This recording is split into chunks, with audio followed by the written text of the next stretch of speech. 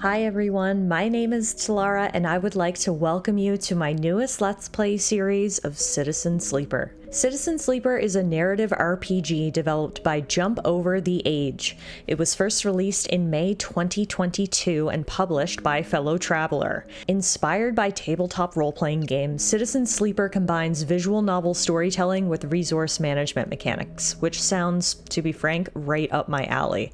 I've heard nothing but good things about this game ever since it released, and a sequel, Citizen Sleeper 2, was actually released earlier this year, which continues the universe's story. So it seemed to me like a perfect excuse for us to dive into Citizen Sleeper ourselves. This is a completely blind playthrough. I really haven't seen anything about this game. We're going to be experiencing it all for the first time here together, and I'm really excited about it. So without further ado, how about we hit new game here?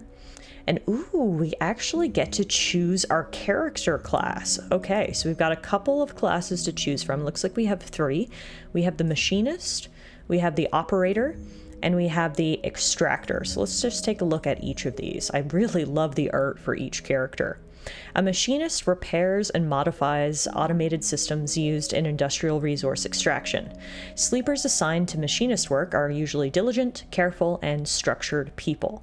So we'll get a perk Efficient Extractor, which is a chance to gain random scrap items on engineer actions. And as you can see, we get +1 to our engineer skills, but -1 to our engagement skills. Next, we have the operator class. An operator works with drones and high-precision remote machines to perform complex tasks from a distance. Sleepers assigned to operator work are usually cerebral and precise people. So our perk will be something called Transfer Intercept, a chance to gain cryo on interface actions. It'll give us +1 to digital interfaces, but -1 to endure. And then last but certainly not least, we have the extractor. Extractors work on resource extraction, often in hard vacuum environments. Sleepers assigned to extractor work are often confident, self-sufficient, and have a high level of endurance.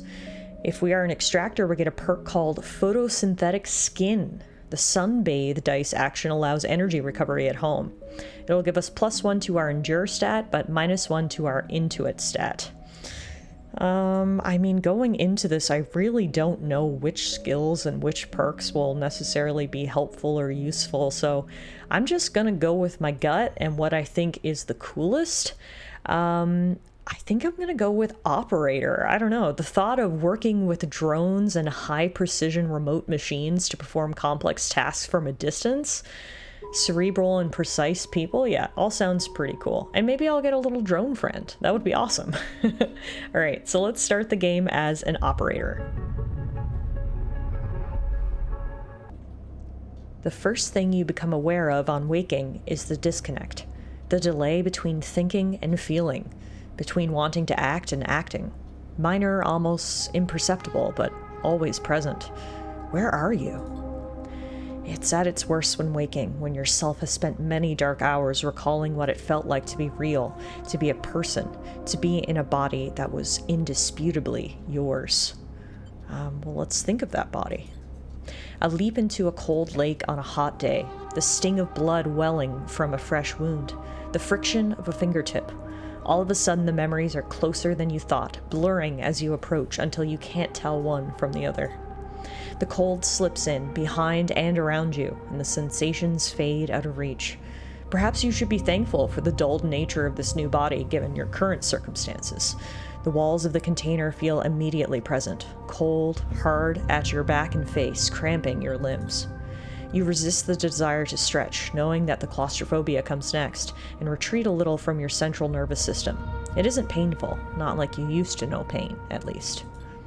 In emergency mode, pain is a message delivered with efficiency and ease, a reminder that harm is imminent. There's no insistent throb, no trembling nerves, just a warning delivered with the banal quality of a digital notification. Right now, there are thousands of them. Remember the plan. You mostly remember that it wasn't a good plan, but then your options were limited.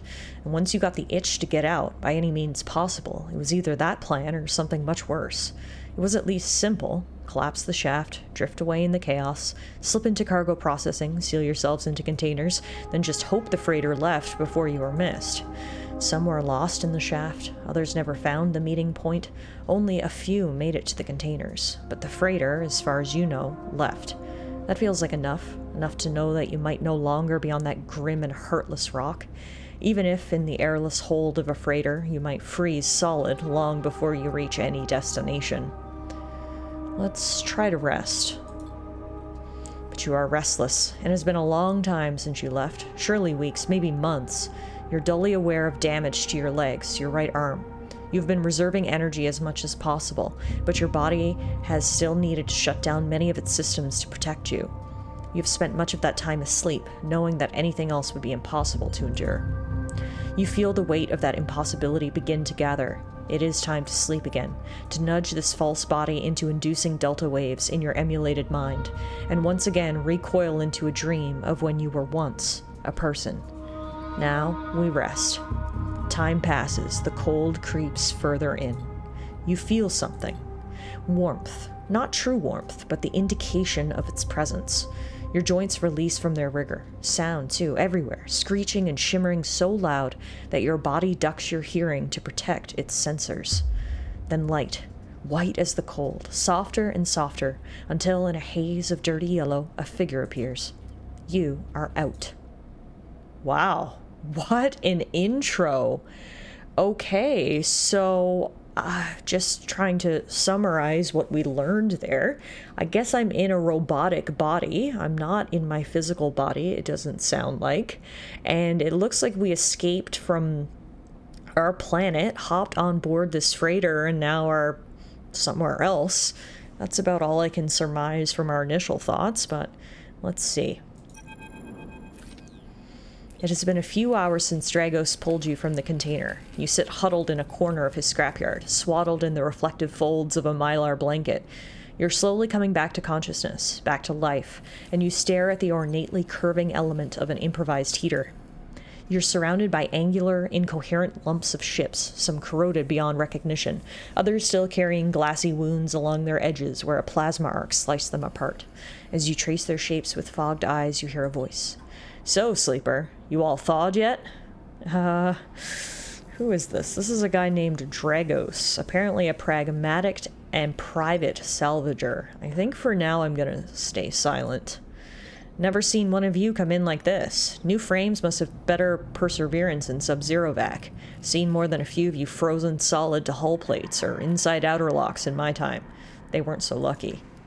Dragos comes into focus, shrouded in makeshift tech, his headset with its glinting eyes the mark of a drone operator.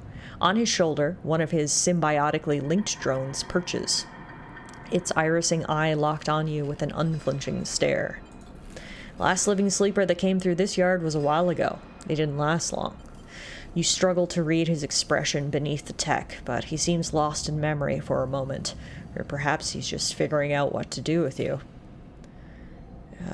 Well, I'm gonna continue staying silent. I'm gonna let Dragos do the talking for now. I won't ask what led you to do it, to sell yourself to a corporation, and I suppose you know you can't go back. Your old body, that's theirs now, and you're just software. A rogue emulation illegally possessing corporate property. You nod along. You remember biometrically signing the forms, the cold floor on your feet as you padded to the sleeper cells, the promise of a life off-world. But as you do, you get the now familiar sensation that these aren't your memories. These are things you know, but not things you feel. You are no longer that person. You are an offshoot, a copy. What you won't know is what's ahead. At least the last one didn't. There's no easy way to put it. That body of yours is falling apart. It's the same for any sleeper who makes it out. SNARP wants to protect their property, but if they can't keep hold of you, well, then no one can. You remember that too, or at least rumors of it from the other sleepers. Planned obsolescence, a built-in dependence on the regularly administered supplements that were part of your routine. Stop taking them and your body begins to shut down, separate from your emulated mind. How long has it been? How long do you have? But for now, Sleeper, you are one of the lucky ones. Dragos glances up and away towards the glassy dome of the yard. The eye is the best place you could be right now. Okay, I think this is as good a time as any to break my silence. The eye? The station. You'll see soon enough. Dragos impatiently shifts his weight. Look, I've got things to be getting on with. He trails off. There's an old freight container I've been using as storage out in the stacks. We haven't been pulling in much valuable scrap these days, so you're welcome to it. Something wells up inside of you. Emotion. Fatigue. You shakily get to your feet and nod. All right, you head on up there. You look like you need some rest. And with that, Dragos stalks back into the wrecks, his drones already converging on a rusting hulk, plasma flashes silhouetting his spindly figure as he returns to work. Well, thank God for Dragos, I guess. He pulled us out of the freight container and is even going to give us a little place to live. Welcome to Erlin's Eye. That's where we ended up. Life on the Eye runs in cycles, during which you can talk to characters, explore areas of the station, and perform actions. At the end of each cycle, you need to head to your current home to rest, and resting will move time forward on the station. Head to the empty container location to rest and end the cycle now. Okay, cool. So we're starting to get introduced to the gameplay loop. We can actually look around a little bit here, which is cool. Looks like we're on a very long, narrow ship, and this must be our storage container. All cycles need to end. Rest and prepare for the next one. We wake curled up in the corner of the container and begin slowly assembling the world around us. Welcome to the container. 4 steel walls. Hey, I guess it's as good a place as any to get our first night's sleep. After all this time, you still find this body, the one you wake in now, strange and disjointed. Its message is readable, but somehow wrong. You sit up, pulling the mylar blanket close against the cold. Here you are on this ruined station, millions of miles from anyone you know. Are you still in the system? Did any of the others make it out? It's impossible to know. After all this, what matters? Probably building a new life, I guess? Maybe you did get lucky finding yourself here. Maybe here on the edge of everything, there's a life for you to build. But before you can build anything, you'll need to learn to survive. Maybe if you can do that, you can make a life for yourself. Dragos has left a few comforts in the container. The mylar blanket, the bedroll you slept on, a canister of water, a makeshift electric stove, and some faded sachets of some desiccated powder. You thumb the power stud of the stove and begin to boil the water. The contents of the sachets smell like damp wood, and you sprinkle them into the liquid. As the pungent smell washes over you, images from your restless sleep come back to you. A ring, like the station, but skeletal and ghostly. A web of threads pulling at your skin. A constellation of bright, polygonal shapes like angular suns burning into your mind. There's something unpleasantly visceral about these images, and it is long after you finish drinking before they begin to fade. You tidy away the stove as best you can and try to gather enough energy to greet the day. Alright, so we've got a tutorial here about condition, action dice, and energy. This is really feeling like a tabletop game at this point. So our condition represents the current state of our artificial body. You'll see it up here at the very top. It's that orange bar broken up into little sections. It depletes by 1 segment each cycle, but can also be damaged by violence, injury, or lack of food. If your condition bar empties, you will suffer a breakdown. You'll have to figure out how to recover your condition now that you no longer have access to corporate pharmaceuticals that were keeping you alive. Yeah, that's an interesting twist. So yes, I have this robotic body, I guess, but of course, it had a bit of a fail-safe to it, in that our body was designed to fail. So without the pharmaceuticals, this thing is just going to slowly wear down, which is going to be an issue. I'm really excited to learn more about my past. Why would I have signed up to trade in my physical body for this robotic one? Is that what I was running away from? My evil corporate overlords? I guess we'll find out more as the game progresses. For now, let's just focus on the mechanics. Number 2 is action dice. At the start of each cycle, you roll your action dice. These dice can be used to perform actions on the station. The number of dice rolled is based on your current condition. The worse your condition, the fewer dice you have. Okay. Once you've used your dice, you cannot take any further actions and must rest to recover them, ending the current cycle. We also have energy. You also need to eat to survive. This is represented by your energy bar. You can refill your energy bar by eating, but first you'll have to find somewhere to get food. Your energy depletes by 2 segments each cycle. If it becomes empty, you will be starving. When starving, energy loss becomes condition loss, and your condition will also deplete at a double rate per cycle. So we need to keep our energy up, we need to keep our condition up, and by doing that, we'll have more action dice to do more things. So we spent the night in this series of containers right here, but I think it's time for us to pack up and leave. Ah, and look, Dragos is standing in the corridor when you close up the container. He's still wearing his headset, and in the harsh light of the corridor, you realize it is implanted. A drone sits on his shoulder, its cache of sensor eyes rapidly irising. How are you feeling? Okay, I guess. The drone chirps. Good to hear. You notice that beneath the operator's rig, his skin is marked by burns and blotches. I know the container isn't much, but it'll keep you safe. So, I'm not going to chit-chat too long. You well enough to work? Work?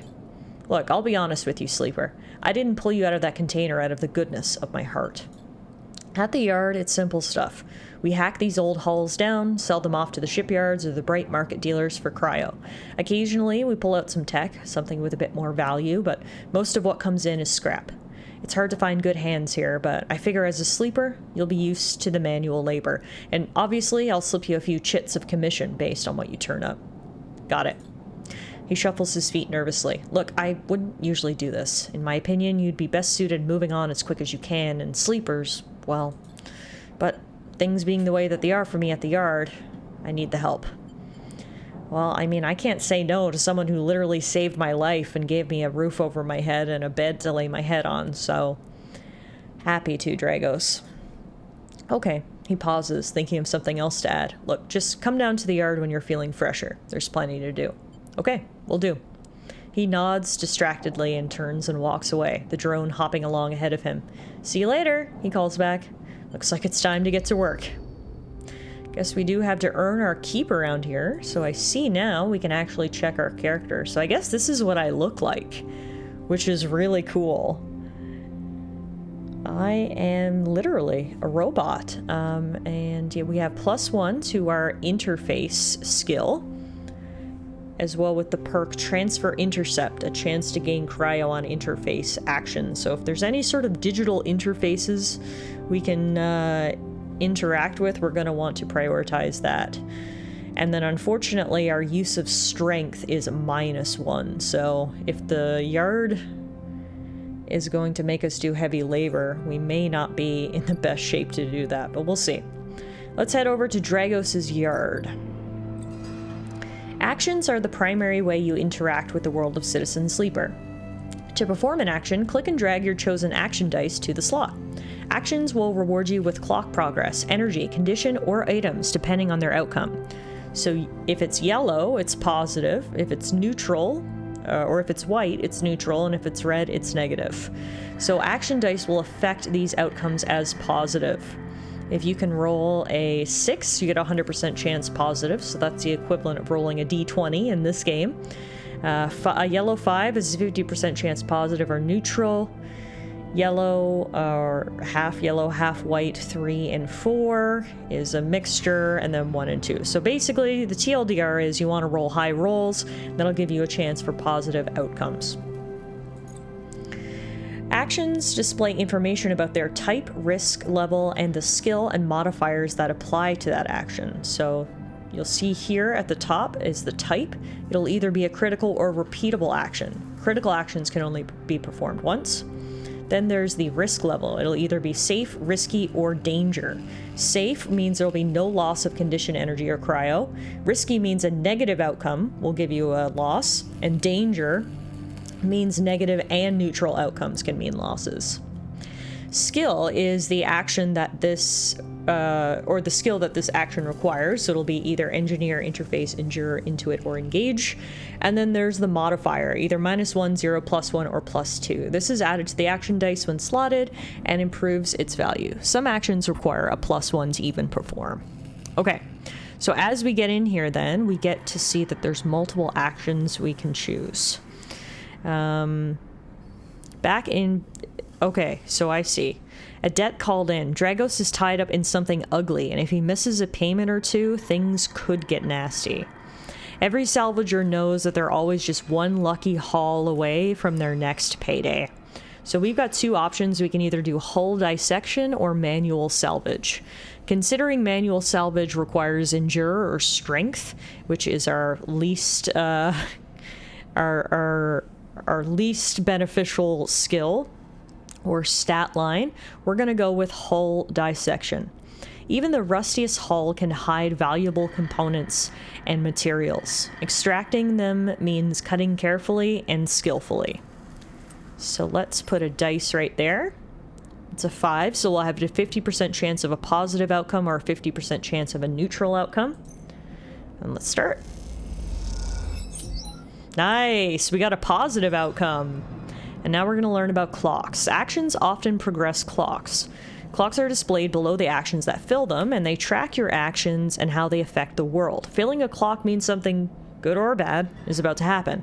Some clocks, such as the one tracking Dragos' debt, are cycle clocks. These clocks tick themselves once each cycle and can complete without player input. Okay, so we literally have a deadline to help Dragos with his debt. Gotcha. All right, so we got a positive outcome there, which means we got plus 15 cryo.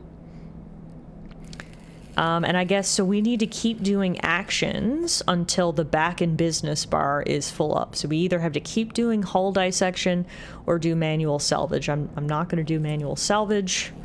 We'll keep doing hull dissection. In Citizen Sleeper, you will unlock drives as you discover more about yourself in the world. Drives guide you in pursuing specific objectives depending on which path you wish to take. You can track drives, and any tracked drive will place a yellow marker on locations that will help you pursue your goal. Access your drive menu via the arrow button at the top left of the screen. You're now free to explore Erlin's Eye and make a life for yourself here. Try tracking a drive to help you survive. Look for food to keep your energy up and a new way to recover condition. Fill clocks to progress stories and find new opportunities. Remember to end the cycle at home when you're out of dice. Good luck! Alright. It takes you a while to get a handle on Dragos' equipment, but before long you're precisely slicing down hull plates into neat piles. Very good. Alright. Let's keep helping out Dragos. I'm just going to do this for now. Beneath the pockmarked hulls, you find hidden containers, alloy plating, and wire bundles thick as your arm, preserved in their trunking. And then this is our last action for the day. We get another good outcome. Alrighty, we're almost back in business. Not quite, though. We're out of actions for the day. And then our other... So we've got 2 quests right now.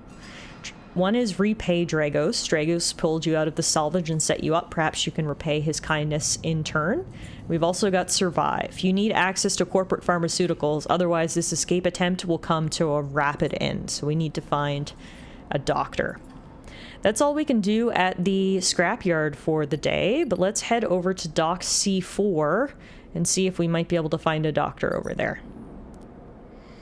Oh no, this is another cycle clock. Merchants willing to run the gauntlet of the Hellion system are rare, but those that do always return eventually. Okay. So the doctor must be here at the Bright Market, a bustling open market. In order for us to ask for directions or explore the market, though, we need actions, and I don't have any of those left. So I guess this is all we can do today until I go rest. The issue is, of course, I don't have any food or anything, so our energy is probably going to be low. But, that's it. That's all we can do for today. Let's end our cycle right here. This time, you don't wake up. Instead, the ghost of the station, that shifting skeletal ring, surrounds you. For a moment you are gone, absent from your own body, stretched out across a colorless void. Then the connections begin to establish themselves, threads tugging on the edge of your mind. These threads become vectors of exchange, and then extensions, as you feel your thoughts slipping away down them, dissolving into the millions of disturbed nodes they connect to you. You see the station, no, you feel the station, like a web of texture in a smooth black liquid. Let's touch it. You find a point in the station and you connect to it, pulse through it, follow loops and paths under and around it. You touch more points than you have fingers, and then you try, in a moment of impulsiveness, to connect them. The flow passes through you so rapidly that you feel yourself being carried with it, splitting and separating, eddying and gathering. As you do, things occur to you, things that you can't possibly know. You reach out, try to grasp them, try to touch them too. You notice a tugging feeling pulling at you insistently, as if it were a small child. Somehow it's pulling in two directions at once. You look down. All of a sudden, everything shuts off. You come back trembling into this unfamiliar body, both yours and not yours, all at once. You find yourself standing in the container, eyes now open to the dark steel walls. You feel a change within you, a shift. You close your eyes for a second and you feel it waiting there, the station splayed out across your mind, a storm of connective nodes waiting to be explored, and then it is gone. What the heck? How am I able to connect with the station? I have so many questions. Obviously, I'm hopeful that the more we explore, the more we'll find out, but this is very, very interesting so far. Unfortunately, I did wake up starving, which is not ideal. Let's go finish working in Dragos' scrapyard, and then maybe he'll be able to reward me with some food. Time for some more hull dissection. Nice, another positive outcome. Alright, so I guess that means Dragos is now back in business.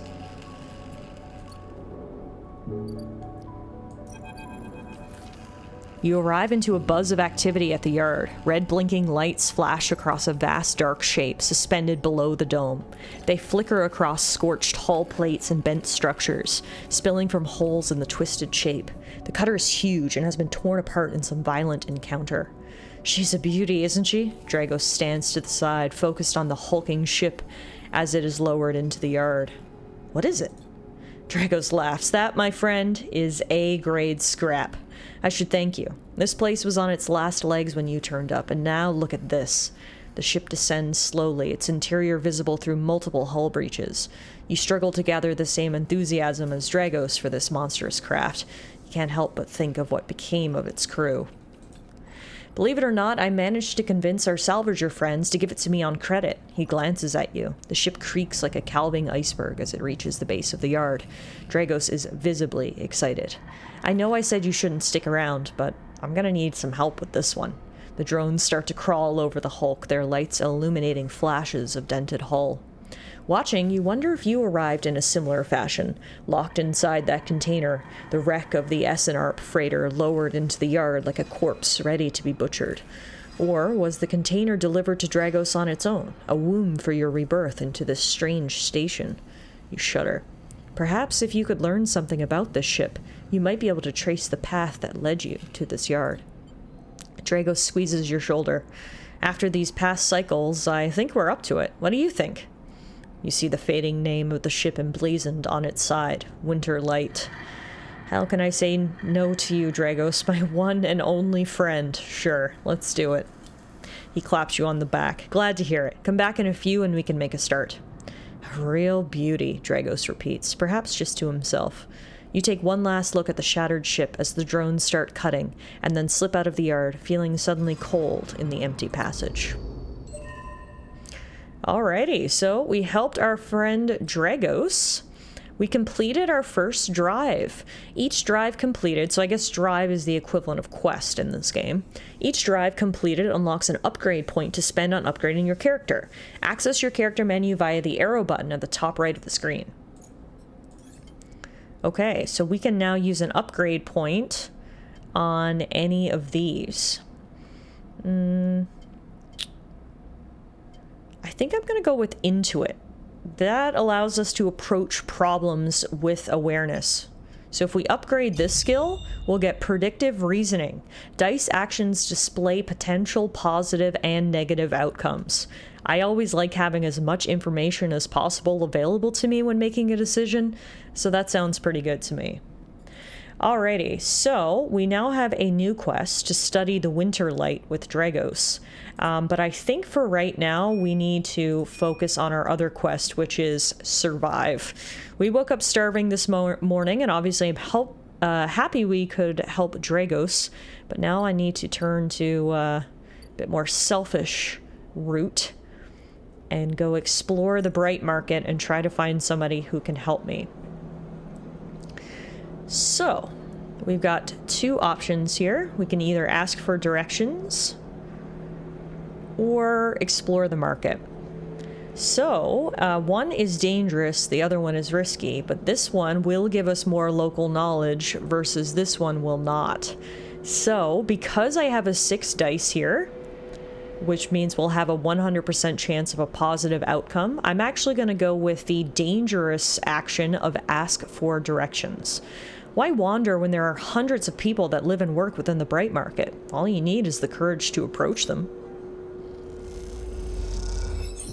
You end up at a drink stall, debating the finer points of the Solheim collapse. You try to remember all the tips your companions offer you.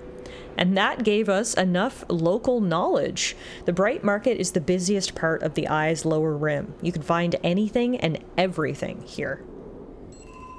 Alrighty, so because we did that, we're now able to explore a few different places. We've got the Ort Exchange, Sabine the Slum Doctor, and Emphas the street food vendor. We do actually have a little bit of money. We've got 75 cryo, which is cryptocurrency stored in air-walled sticks of memory known as chits. So I should probably go to the street food vendor first. Wow, this is another interesting character. I absolutely love the character art and design in this game. Everybody's been so cool so far. Emphas is an imposing street food vendor who's busy, his broad face uplit by the makeshift gas burner in front of him. With precise, delicate movements, he lays thick chunks of marinated fungus into a dented wok, his other hand idly tossing a metal bowl of sliced vegetables in some red-flecked dressing. The smell is incredible. You watch as he fulfills a set of orders, heaping the fungus with the bright salad and depositing it in plastic trays. A stack of chits rattles in his apron pocket as customers file past the burner, handing over payment. Well, no time like the present. I'm literally starving, so let's approach. You join the queue. It's mostly made of off-duty salvagers, vac suits unzipped and rolled down to expose stained vests, grubby mods, a lattice of scars and tattoos. They discuss the best food on the eye, the best drink, comparing notes on Bright Market dives, their words cut through with heavy spacer slang. Eventually, it's your turn, and you shuffle to the front. Emphas speaks in a deep, even tone without looking up. First try is free. Wait, really? Wow, I'm never gonna say no to free. Thank you. Smells almost unbearably strong as he cooks, the earthiness of the fungus laced with something so spicy the smoke makes your eyes water. The heat from the burner is like a bonfire, and your skin hardens in its glare. I know you sleepers, Emphas says while he cooks, his voice deep but clear. A hard life, a lot of stories. He glances up from beneath his cap with piercing eyes. I know. Okay, I guess we have no choice then but to tell him a story. You begin to tell him about your journey to the eye, and he nods as he cooks, his eyes never leaving his work. You tell him of the confusion, the pain, but also the sense of possibility and its sudden arrival. You tell him of the cold and dark of the container and the endless cycles spent within it. Now, it seems, you tell him like some dream that you once had but can never forget. You tell him that the eye excites you and scares you, and you're unsure where to walk, where to look, what to do. Eventually, you tail off, running out of words. He places a plastic tray of steaming fungus in your hand. Next time we can talk some more, he smiles, but next time, you pay. He slams a heavy hand against a button on the burner's side and it shuts off. The roar of the flame and its impressive heat fades. Next time then, sleeper. He waves you away and begins to oil the wok. Before you turn back to the alley, you notice the geometric patterns of circular scars across his forearms, each surrounded with a constellation of glinting pin marks. You walk away, and as you do, you take a bite of the rich, spicy, delicately sweet fungus. Your taste sensors light up like a fusion reactor. You'll be back. It's really nice that even in this robotic body of mine, apparently I can still enjoy food. I do have taste sensors, so that's nice. And hey, we got a free meal. We're no longer starving, which is ideal. Now, there's one more thing we need to do before we call it a day, and that is find a doctor. Welcome to Hab Block, a decaying habitation block. Next, comes the call from the enforcer at the door. You shuffle down the flickering hallway towards the open apartment door. You keep your head down and your shoulders high in the queue, trying not to bring attention to yourself. You were thankful for the tip-off that a doctor was operating out of this place, but now that you're here, you aren't so sure. The gang enforcer on the door, the flickering light strips, the decaying hab block, they've all made the long queue a test of your nerve. But your options are few, and without a supply of stabilizer, this body, your body, will... You suppress a shiver and shuffle forward to the front of the queue. You try to find something to distract yourself. Let's look at the enforcer, I guess. The enforcer's looking down the corridor, and you dare to glance at him. His purpose is unmistakable. He's there to intimidate, to threaten, and, if necessary, carry out those threats. His broad shoulders are framed with a metal exoskeleton. A couple of mirror-like implants sit below his eyes like mercury teardrops, subsidiary sense input or aesthetic markers, you aren't sure. You also aren't familiar with the geometric blade-like tattoo on his arm, but you make a note of it. You avert your eyes when he looks back at the queue. After a few moments, a figure pushes through the doorway and you catch a distant voice. "Send the next one in, Toshiro." The enforcer jerks his head and you slip inside, passing through the dark entryway and pushing through the plastic sheeting on the far door. The room beyond is bathed in warm light. A floor-to-ceiling transparent panel gives a full view of the Bright Market's sealed roof and the buzzing traffic above, and for a moment you are transfixed by the motion. "Come. Sit," calls a sharp voice, and you see a silhouetted figure turned away, replacing the plastic sheeting over the frame of a simple folding bed. You make your way across the room. This must be Sabine, the doctor, here in Bright Market. The figure turns, and as they do, you see an expression of confusion flash across their features. They open their mouth as if to speak, they blink, and then quickly regain their composure. "Please sit." You gesture to the bed, then turn to an open case of tools on the table. You sit. Sabine turns, a compact diagnostic scanner of some kind in their hand. They hold it to their eye. "Remain still, please." Their tone is clipped and businesslike. You stare ahead, still dazed from their expression when you first entered. Fear, recognition, sadness, unmistakably etched across their face. "How long have you been on the station?" they ask, the scanner still to their eye. I mean, there's no need to be rude. I'm going to answer any questions. I'm just thankful that this doctor is seeing me and is hopefully going to help me survive, so we'll answer any questions posed to us. "A few cycles." They nod. "It's good you came to me." They set the diagnostic scanner on the table. "I'm going to start by assuming you don't know anything." They take your arm and roll up your sleeve, inspecting your synthetic skin. "That's a great assumption. Please enlighten me and tell me all the things that I truly don't know." "Your body is dying." They say it without ceremony, without drama, but not without empathy. SNARP doesn't like to see its proprietary technology let loose. To prevent bodies like yours, frames as they call them, from being stolen, repurposed, or in your case, escaping, they built in a process of so-called planned obsolescence. Frames decay rapidly when not regularly injected with stabilizer, one which SNARP remains the sole producer of. They look up. Sound familiar? Unfortunately, yes, that matches what we've already heard. Good, that may help. They swap to your other arm, running some thin metal device over your skin. You feel your forearm tremble. "I'm sorry," Sabine says, and you're unsure if they mean for the cold touch of the metal or everything else. Emulations like you, sleepers as most people know you, aren't classified as people in any of the surrogate systems. You have no rights, no status. They focus hard on the inspection of your arm, and SNARP has no reason to release stabilizer into the market.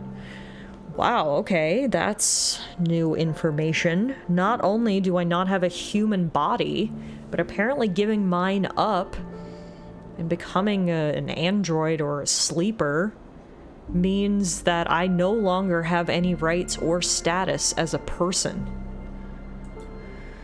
That's a tough pill to swallow. Sabine looks up as if to apologize again, but they stop themselves. "I know little of this is of use to you." They turn away, disassembling the metal instrument and cleaning it. Silence fills the room as Sabine works, and then the silence gives way to tension. You stare at their back, willing them to say something. Anything. Sabine turns to face you. "I may be able to help." They sigh, and you see the darkness under their eyes, hear the fatigue in their voice. They gesture to the door. You saw Toshiro outside. "He works for my benefactor, Yadagon. They are influential in the low end. They give me this space to work, run the door, and take the profits. At the same time, I have to fix up their enforcers, tend to their implants, sew up their wounds." They look away. But Yatagan has connections, smugglers from the Starward Belt, mercenaries working for the corporations on Ember. If they can source the stabilizer, maybe you'll have a better chance. Sabine sets down their slate, their notes complete. This is dangerous, and it'll be expensive, but I think we can do it. Why go through all this trouble to help me? Sabine walks away to the window, their face dappled by the shadows of passing drones. Let's just see if this works first. I'll let you know when I have a lead. You nod and leave, Sabine still staring out, unmoving. When you reach the lower level of the market, you look back up through the panels of the roof to see if you can see their face, but the room looks dark against the lights of the market. You duck your head and walk off into the crowd. All right, so we were able to meet a doctor. We're just going to need to wait now for Sabine to acquire the stabilizer.